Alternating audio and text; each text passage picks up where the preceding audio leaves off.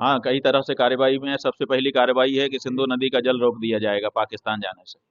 हमने पता किया कि सिंधु नदी का जल रोकने की क्या व्यवस्था भारत सरकार के पास है, तो पता चला कि सिंधु नदी का जल रोकने की कोई व्यवस्था ही नहीं है भारत सरकार के पास।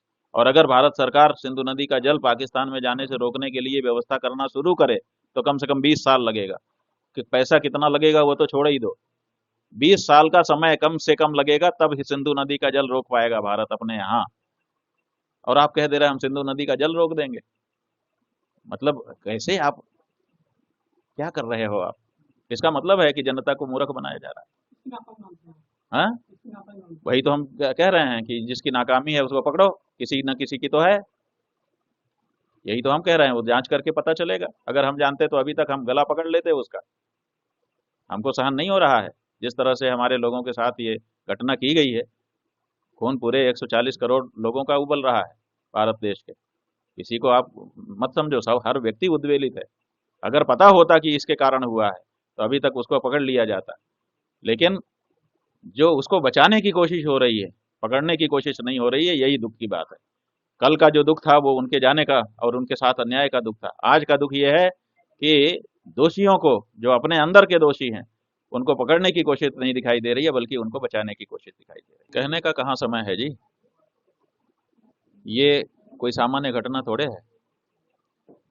आपकी सुरक्षित जगह में अचानक ऐसे कुछ लोग आते हैं, बड़े बड़े हथियार लेकर के आते हैं और घटना करके आराम से चले जाते हैं।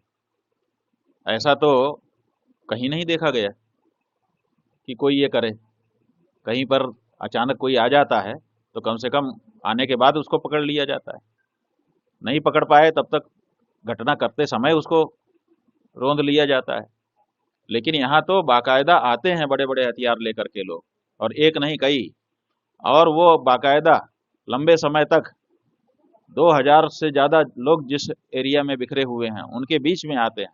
आकर के लोगों को बाकायदा पूछते हैं, कपड़ा निकलवाते हैं, ये करते हैं, वो करते हैं, लाइन लगवाते हैं और फिर मारते हैं।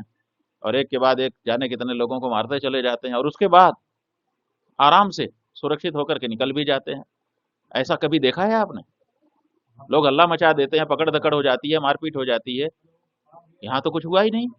ये क्या मतलब है? इसका मतलब है कि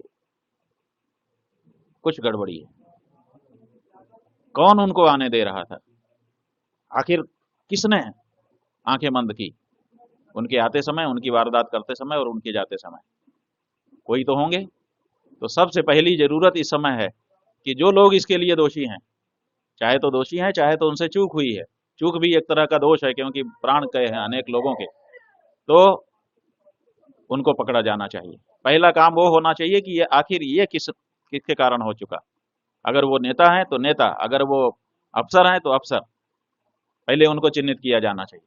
अब उनको दंडित करने के बाद अगर इसमें ये निकल करके आता है कि किसी दूसरे देश की बात है तो उस देश के ऊपर घोषित करके चढ़ाई करनी चाहिए, सीधे सीधे। ये कोई छोटी घटना नहीं है। आप हमारी एरिया में आ जाते हो और हमारे लोगों को, जो वहां पर खुशी मनाने के लिए गए थे अपने इष्ट मित्रों के साथ, आप उनके साथ, और वो भी अलग से छांट करके कि कौन कौन हिंदू है। आप क्या समझते हो ये कोई छोटी घटना है?